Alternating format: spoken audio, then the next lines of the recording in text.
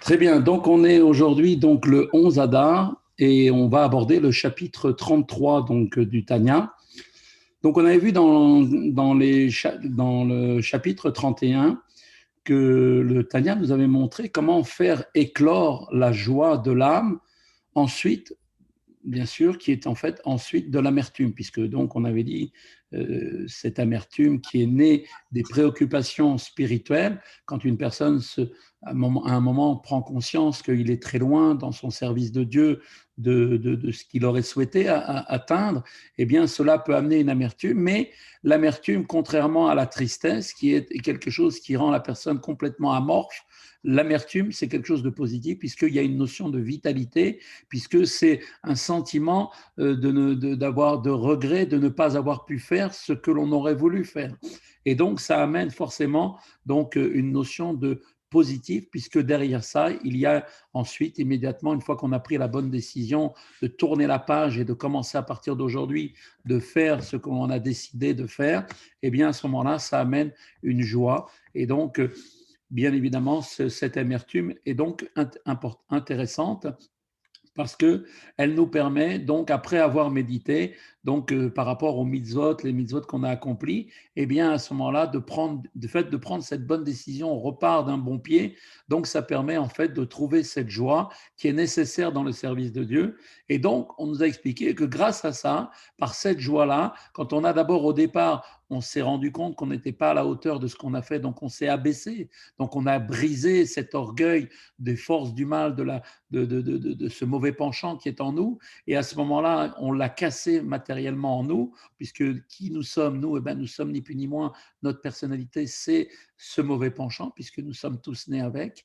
Et donc, quand on brise cet orgueil de ce mauvais penchant, eh bien, automatiquement en bas, automatiquement en haut, cela a un effet immédiat aussi pour le briser dans les sphères célestes. Et à ce moment-là, non seulement nous avons libéré notre âme de cet exil qui est imposé par le corps et l'âme animale, mais aussi nous avons abaissé dans sa source ce mal. Et donc, à ce moment-là, il y a une grande force, une grande joie qui doit effectivement nous permettre d'avancer dans Torah Mitzvot.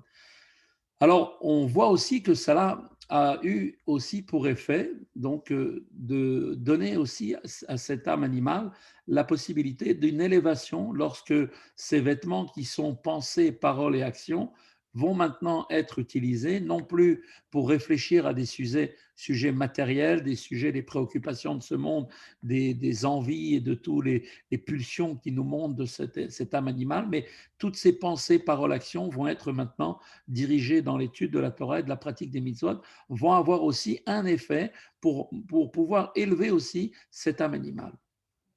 Donc, il nous dit maintenant, l'Admoazaken, en rentrant dans ce sujet, donc il va nous apporter encore d'autres sujets de réflexion par rapport à tout cela. Il nous dit encore, voilà encore une autre chose qui va susciter la joie véritable de l'âme. ובפרט כשרואה בנפשו בעתים מזומנים שצריך לזכר ולהעירה בשמחת לבב, particulièrement lorsque l'on voit par exemple en soi, on a des moments qui sont déterminés, d'accord, des moments par exemple par exemple le moment où on va réfléchir, c'est un moment juste avant de dormir, c'est le moment juste avant le Kriyat Shema, c'est des moments vraiment qui sont des moments déterminés. Et bien à ce moment-là, on voit en soi, donc particulièrement, la possibilité qu'il est nécessaire pour nous d'épurer et d'illuminer l'âme avec la joie du cœur. Et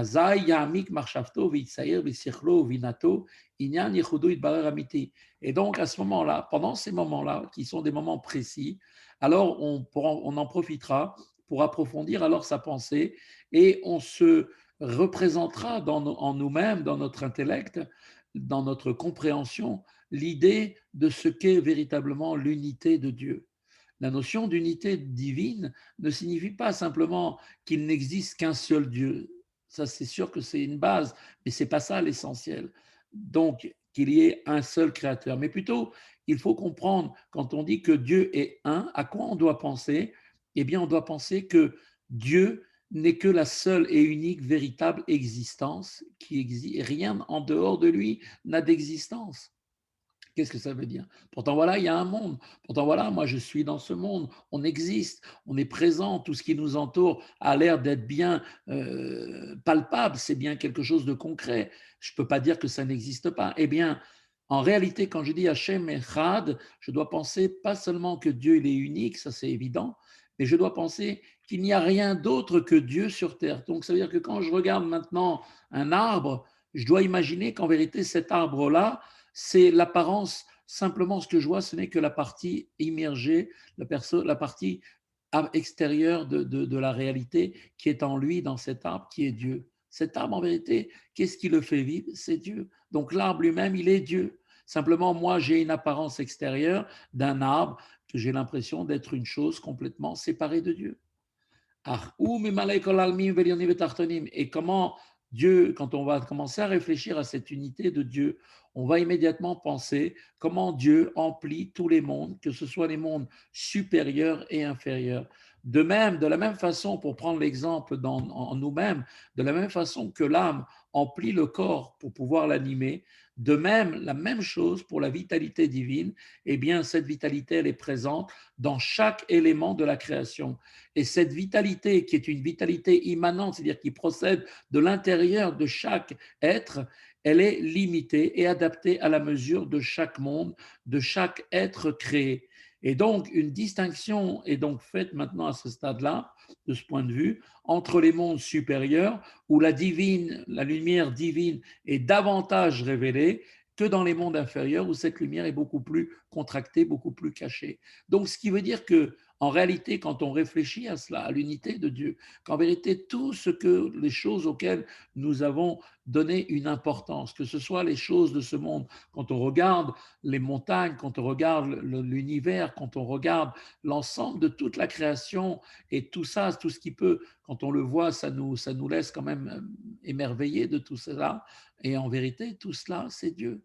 Simplement, c'est Dieu tel qu'il s'est caché à l'intérieur de ces créatures qui sont en fait ni plus ni moins que l'existence, la présence de Dieu réelle dans ce monde. Simplement, il y a ce qui s'appelle une partie qui est la partie extérieure de chaque créature, de chaque monde, et c'est ce qui nous apparaît à nos yeux. Nous, on ne voit pas l'unité de Dieu, la présence de Dieu dans chaque chose, mais en vérité, chaque chose, c'est Dieu, puisqu'il n'existe rien à part Dieu.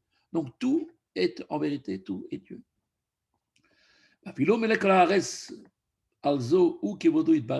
Et a priori, forcément, quand on va commencer à réfléchir, alors on va savoir, on va se mettre dans l'esprit comment, bien sûr, même ce monde, notre monde à nous, est complètement empli de la gloire de Dieu. Ça veut dire que nous, on voit autour de nous, quand on ouvre les yeux, on regarde par la fenêtre ou quand on marche dans la rue, on voit quoi? On voit des maisons, on voit des arbres, on voit différentes choses. On se dit, c'est un monde matériel. On n'imagine même pas un seul instant qu'à ce moment-là, en réalité, tout ce qui nous entoure, c'est Dieu. Mais en vérité, Dieu est complètement à l'intérieur de chacune des choses qui nous entourent. Quand on est chez nous tout seul dans notre maison, on n'est jamais seul. En vérité, Dieu, il est toujours avec nous. Il est toujours présent avec nous. Et quand il est avec nous, en réalité, il n'est pas comme une présence, comme une chose qui est extérieure à moi, comme quelque chose qui est en face de moi, parce que nous, c'est comme ça que nous imaginons les choses. En réalité, Dieu, il est dans tout. Tout ce qui est dans moi, tout ce qui est partout, même l'ordinateur avec lequel je vous parle, en réalité, si ça existe, cet ordinateur, c'est parce que Dieu le fait vivre, parce qu'il est la vitalité de chaque chose. Il est donc fait référence, bien évidemment, donc de cette lumière qu'on appelle la lumière, qui est la lumière qui emplit les mondes. C'est-à-dire que cette lumière va rentrer à l'intérieur de chaque créature et de chaque monde pour lui donner la vitalité qui lui est nécessaire de pouvoir supporter, de recevoir de l'intérieur. D'accord?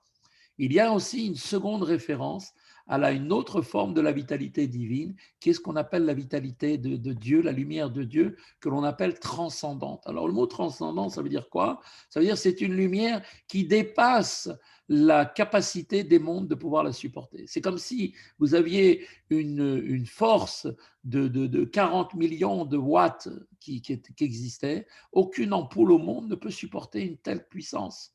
Donc cette puissance-là, elle est là, elle ne rentre pas à l'intérieur de l'ampoule, parce que ce qui rentre à l'intérieur de l'ampoule, c'est ce que la capacité de ce qu'elle peut recevoir, comme chaque créature et comme chaque monde ne peut recevoir que simplement la force qui lui est adaptée. Mais il existe aussi une autre force de Dieu, qui est une force qui entoure les mondes. Alors ça ne veut pas dire entourer de la manière géographique, on ne parle pas comme une chose qui tourne autour de nous. Non, c'est comme en fait une notion de ce qu'on appelle la transcendance, c'est quelque chose qui enveloppe les mondes, d'accord? Selon effectivement la chassidoute. Et cette lumière-là, cette puissance de Dieu, elle ne rentre pas à l'intérieur des créatures, car les créatures reviendraient immédiatement au néant. Mais elle agit sur chaque créature en étant, si on peut dire, d'en haut. C'est comme si effectivement les choses ne rentrent pas à l'intérieur, mais elles sont, en fait, elles enveloppent chaque créature. Chaque monde est entouré par cette lumière-là. C'est ce qu'on appelle la lumière, donc, qu'on appelle la lumière Sovev Kolalmin, qui entoure tous les mondes. Et c'est-à-dire sans s'ajuster de manière particulière à chaque être, et il n'existe à ce niveau aucune distinction entre les mondes supérieurs et les mondes inférieurs, si bien que dans ce monde matériel, eh bien, est remplie la gloire de Dieu, et l'expression, quand on dit la gloire de Dieu remplit le monde, cela renvoie à quoi? À la lumière, qui est en fait cette lumière transcendante qui dépasse tous les mondes. Alors pour vous donner un exemple, pour qu'on essaye de bien comprendre ce dont on est en train de parler, eh bien, vous savez que quand on reprend l'image de notre personne, en réalité, nous sommes créés avec un corps, une âme animale à l'intérieur, comme les poupées russes, vous vous rappelez? Donc, il y a une première couche, d'abord, c'est l'extérieur, c'est le corps. À l'intérieur de ce corps, il y a une autre couche, c'est l'âme animale qui donne la vie à ce corps. Et ensuite, après, il y a l'âme divine, d'accord? Cette âme divine, elle est à l'intérieur de nous, d'accord? C'est la partie qui donne la vie à toutes les parties de notre corps. Chaque membre va recevoir de l'âme divine une force qui lui est appropriée. L'âme divine va donner à l'œil la possibilité donc de voir, à l'oreille la possibilité d'entendre, à la bouche la capacité de parler. Donc chaque membre va recevoir une vie, une vitalité qui lui est propre, qui est spécifique à elle. Donc forcément, quand elle est dans le cerveau, le plus haut niveau de la personne, bien sûr que le rayonnement de l'âme divine est beaucoup plus intense dans le cerveau qu'il est dans le doigt de pied ou dans l'ongle du doigt de pied. D'accord? Mais en réalité, c'est exactement la même lumière. Simplement, cette lumière s'est adaptée en fonction de chaque membre, de la capacité de ce qu'il est en mesure de recevoir et qu'il puisse effectivement en profiter pour pouvoir faire ce dont il est question qu'il fasse. C'est à la même image pour les mondes. Dans les mondes supérieurs, tous les mondes les plus hauts jusqu'à ce monde matériel le plus bas, ils sont tous à l'image de ce corps. C'est comme si c'était un grand corps. Et donc, cette lumière de Dieu qui remplit les mondes, eh bien, va s'adapter en fonction de chaque monde, de sa capacité, et donc des créatures de chaque monde qui vont être différents selon le monde dans lequel elles se trouvent. Il existe maintenant une autre force en nous, qui cette force est un peu à l'image de cette lumière qu'on appelle maintenant la force, la lumière transcendante, celle qui nous dépasse, cette lumière qui nous enveloppe. Eh bien, comment on va la retrouver en nous? Eh bien, c'est ce qu'on va donner un peu l'image de l'envie. Quand j'ai envie de quelque chose, quand ma volonté, j'ai la volonté de faire une chose, on peut pas dire que la volonté, elle est dans un membre en particulier. Ma volonté, elle n'est pas spécialement dans ma main, ni dans mon pied, ni dans mon cœur, ni dans rien. Ma volonté, c'est tout mon être entièrement. Quand je veux quelque chose, c'est toute ma personnalité qui veut. Pourquoi? Au même moment, toute ma personnalité, tout mon corps est prêt à faire ma volonté. Pourquoi c'est comme ça? Parce que cette lumière-là, elle entoure tous les membres de la même manière, aussi bien de la tête, c'est-à-dire avec le cerveau, jusqu'au doigt de pied. Tout est complètement englobé dans ce qui s'appelle cette force qu'on appelle la volonté. Voilà un peu à l'image de ce que représente la notion de la lumière qui entoure les mondes.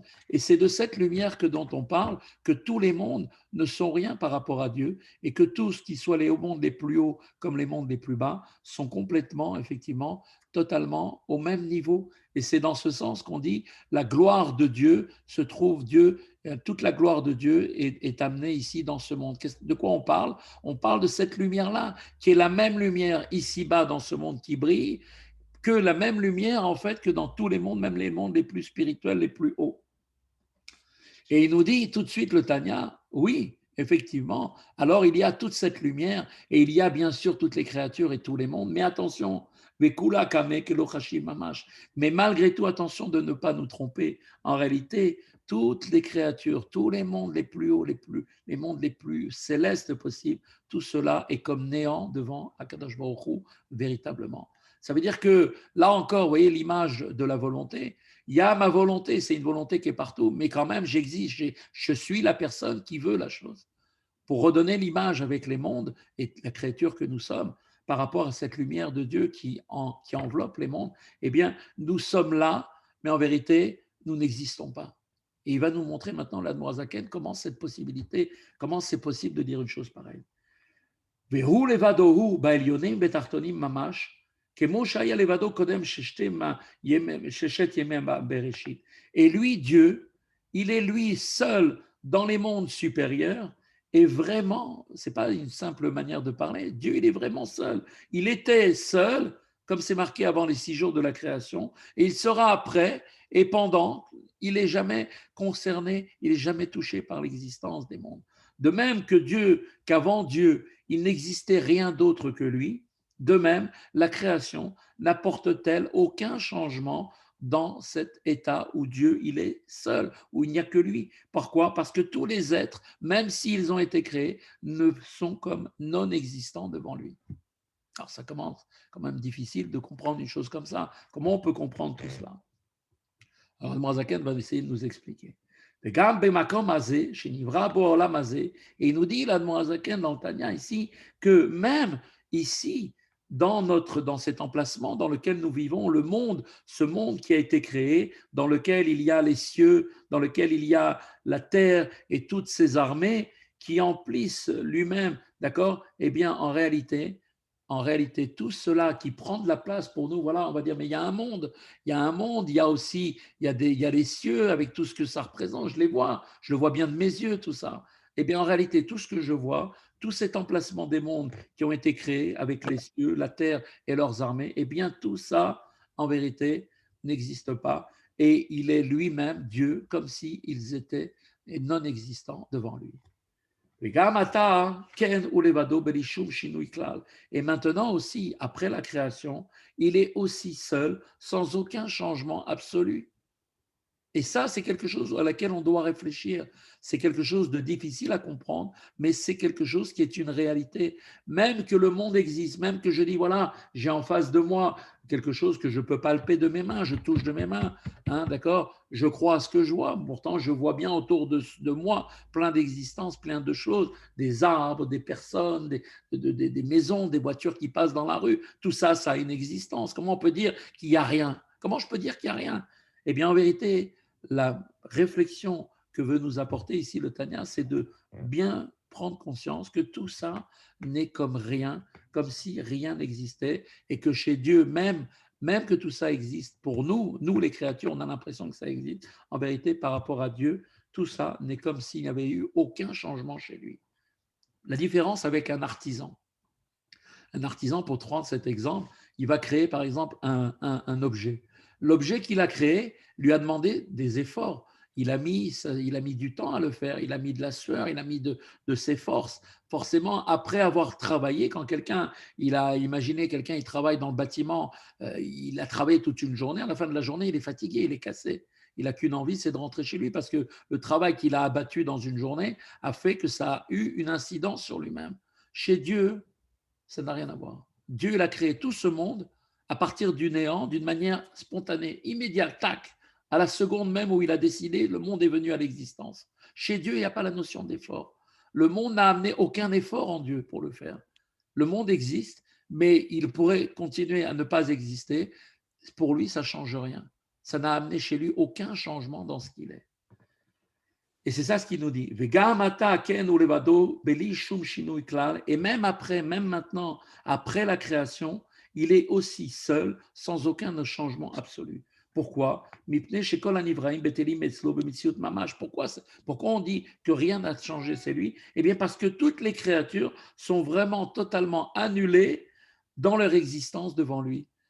Et le texte veut nous présenter en fait cette idée d'annulation des êtres créés avec, maintenant il va nous amener tout de suite, le Admorazaken, le Tanya, va nous amener un exemple avec les lettres de la pensée et de la parole humaine. Vous savez que quand on parle, le fait de parler, bon, il y a les lettres que je prononce quand je parle, mais ces lettres-là sont d'abord réfléchies dans mon esprit.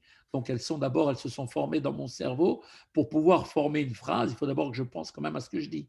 D'accord? Sinon, je dirais n'importe quoi. Donc, pour pouvoir parler, il faut que je forme des mots dans mon cerveau, dans mon intellect, pour que ces lettres-là qui sont formées puissent ensuite passer par le canal de ma bouche. Et là, je vais former les lettres que j'ai faites. Donc, il y a ce qui s'appelle les lettres de la pensée, d'accord? Et il y a ce qui s'appelle les lettres de la parole, qui est donc la parole qui est prononcée. Les lettres de la pensée, de la parole, permettent, comme on le sait très bien, l'expression des idées et des sentiments. Pourquoi je parle? Parce que je veux vous faire passer une idée. On est en train d'étudier, j'essaye de vous passer l'idée de ce que veut dire le texte. Et j'essaye en même temps de vous transmettre les sentiments qui vont avec. D'accord? Qu'est-ce que c'est maintenant tout cela si on réfléchit un petit peu? À l'origine, l'idée que l'on a conçue quand une personne est en train de, par exemple, elle veut transmettre un maître, il veut transmettre un enseignement, lui d'abord il a eu une idée. Il a eu une idée à laquelle il a médité et maintenant il a forcément un ressenti, il a forcément eu un désir, d'accord, qui est ressenti et qui, à ce stade-là, au niveau de la compréhension, il n'y a pas encore de lettre. À ce stade-là, il n'y a absolument aucune lettre. Ce n'est que pour l'instant une simple méditation, une idée à laquelle on a réfléchi et un désir qui est ressenti au fond de nous-mêmes. Il n'y a pas de mots. Ensuite, les lettres et les mots qui vont servir à pouvoir exprimer ce que j'ai compris et ce que j'ai ressenti ne sont pas pour l'instant épelées, c'est-à-dire on n'est pas en train de les dire, elles sont seulement au niveau de l'idée ou de l'émotion à l'état pur. D'accord? Et pour pouvoir comprendre tout ça, on va prendre un exemple. Alors, par exemple, pour donner un exemple, deux personnes qui ont tous les ce sont deux personnes qui habitent dans deux pays différents, d'accord? Ils ont tous les deux une langue qui est leur langue, d'accord? Un, il est français, l'autre, il est chinois. Chacun, il parle sa propre langue, d'accord? Mais en réfléchissant tous les deux à un sujet, ils vont avoir la même idée. Ils vont ressortir de cette étude une même idée. Et ils vont avoir effectivement un même désir. D'accord? Quand on va parler de la grandeur de Dieu, par exemple, on va commencer à prendre conscience comment Dieu il est immense, comment les mondes sont rien par rapport à lui, ça amène automatiquement un sentiment. Ce sentiment que je sois chinois ou que je sois français ou que je sois ce que je veux, il est le même chez tout le monde. Simplement pour l'instant, il ne s'est pas encore traduit dans la langue de chacun d'entre eux. C'est seulement maintenant, quand ces idées-là, elles atteignent le stade de la pensée pratique, où le désir que cette idée va pouvoir se matérialiser par ce que l'on va appeler les lettres de la pensée, alors cette expression, elle va pouvoir ensuite, après, être transmise de la pensée en parole, et donc ça va varier d'une personne à l'autre. Donc, le chinois qui va avoir étudié le Tanya, il va pouvoir lui aussi traduire les idées qu'il a compris et les sentiments qu'il a retirés de cette étude, et il va traduire ça en quoi? Dans la langue chinoise. Le français va traduire ça en français. D'accord? Donc, vous voyez que la traduction des mots va dépendre de chacune des personnes. Mais l'idée en soi du départ, elle est tous pour tout le monde la même. D'accord? À la base, c'est ça l'idée qu'il faut retenir. Maintenant, nous dit le Tanya, c'est que ces idées-là, qui sont maintenant traduites ensuite dans l'esprit de chacune des personnes, vont être maintenant, au départ, quand elles sont au niveau de l'idée, d'accord, quand j'étudie quelque chose et que je tire maintenant une idée de ce que j'ai compris et l'idée, le sentiment que ça révèle en moi, elles sont comme absorbées en moi. À ce stade-là, ces idées-là n'existent. En fait, les lettres n'existent pas. Il n'y a pas de lettres à ce stade-là, puisque c'est une réflexion pour moi-même. C'est quelque chose qui vient vers moi. Je ne vais pas pour l'instant être amené à le transmettre aux autres. Eh bien, c'est exactement la même idée que l'on veut nous apporter ici dans le ressenti de chacune des créatures. Chaque créature reçoit son existence de la vie, du nom, de la parole de Dieu. C'est la parole de Dieu qui donne l'existence à chaque créature. Et cette parole de Dieu, ce sont les lettres de la parole divine qui ont été dites à l'origine de la création. Et cette création, c'est l'origine de la personne. Donc moi, aujourd'hui, j'existe parce que Dieu, il a dit dans le monde qu'il y ait des hommes. Donc, quand Dieu l'a dit, Naaseh Adam, faisons l'homme, eh bien, moi, toi, tout le monde, tous les êtres humains existent par ce mot-là, par ce verbe divin qui a la force de créer. Donc, notre source à nous, il vient dans la parole de Dieu. Cette parole créatrice et donc des êtres ainsi créés, eh bien, sont complètement annulés devant leur source, qui est Dieu, tout comme les lettres de la pensée sont annulées dans l'idée ou le désir dans lequel elles ont tiré leur origine. Alors, je vais essayer de reprendre un peu plus doucement pour que vous compreniez bien l'idée. On essaye de nous dire depuis tout à l'heure, le Tanya veut nous dire que toutes les créatures sont comme non existantes devant Dieu, comme si elles n'existaient pas. Et qu'à tel point, c'est que même qu'aujourd'hui elles existent, en réalité, c'est comme si elles n'existaient pas devant lui. Alors, comment on peut dire une chose pareille?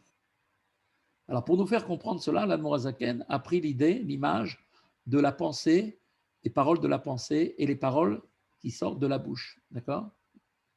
Mais avant que cette pensée ou cette parole soit dite, d'accord, qui doit sortir vers l'extérieur, d'abord, il y a eu quelque chose en intérieur.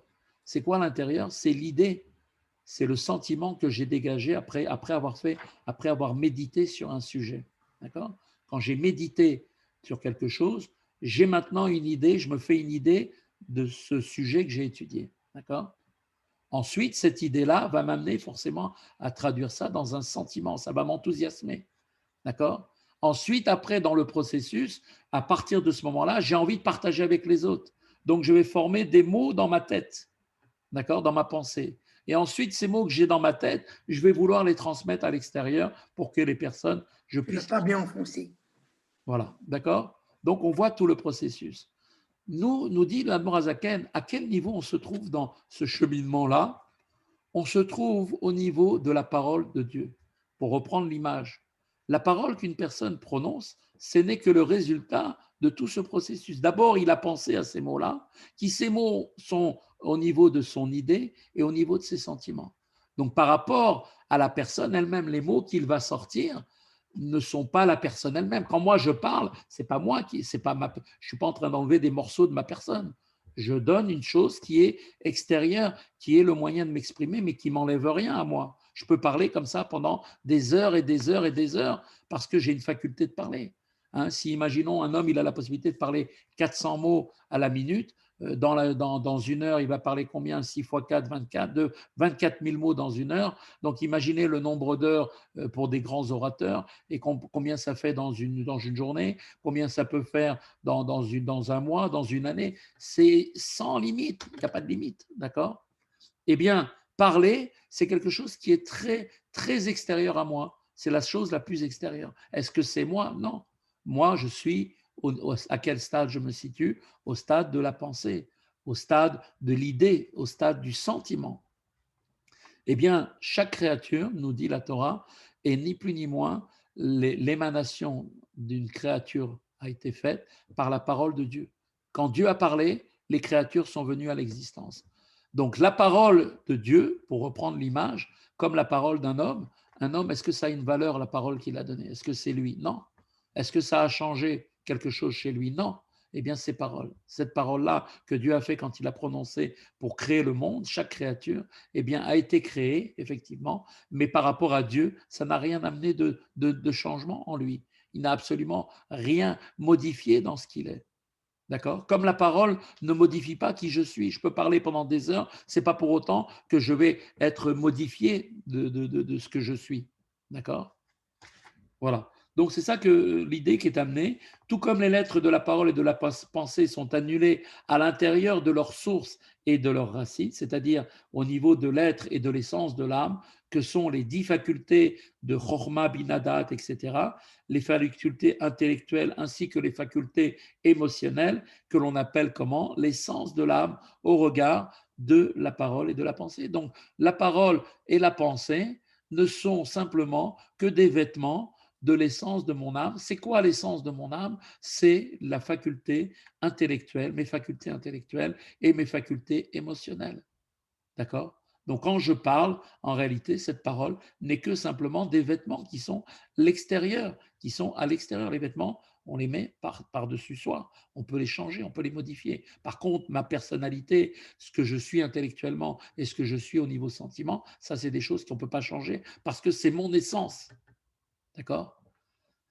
Donc, chez En Baim Bechinat Otiot Adain, Kodem Shemitlabeshut Belevush Amarshava, Kemo Sheitbar Beperek Chav, Vechaf Alev, Bearichut Ayin Sham. Et donc, qu'est-ce qu'on voit de là?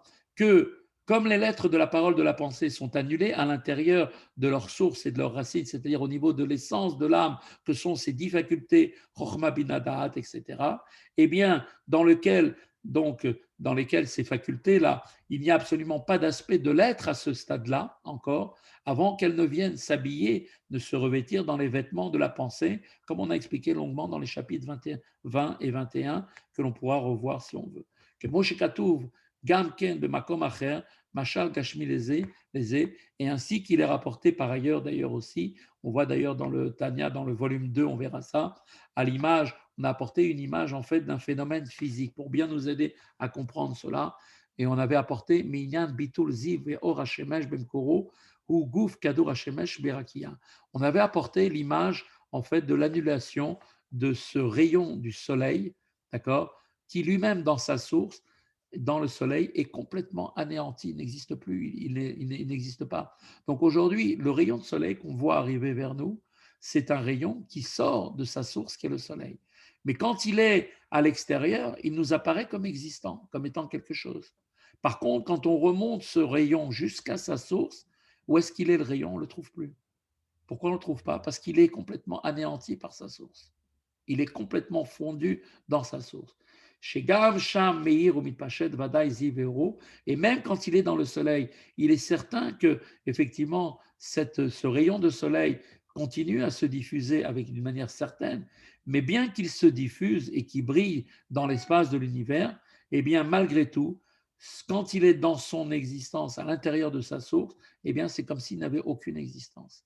Donc, qu'est-ce que vient de nous apprendre cette idée-là? Cette idée, on peut la rapprocher aussi d'une autre idée qui est marquée dans le Talmud, c'est marqué dans Choulin, une chandelle en plein jour, à quoi est-ce qu'elle sert?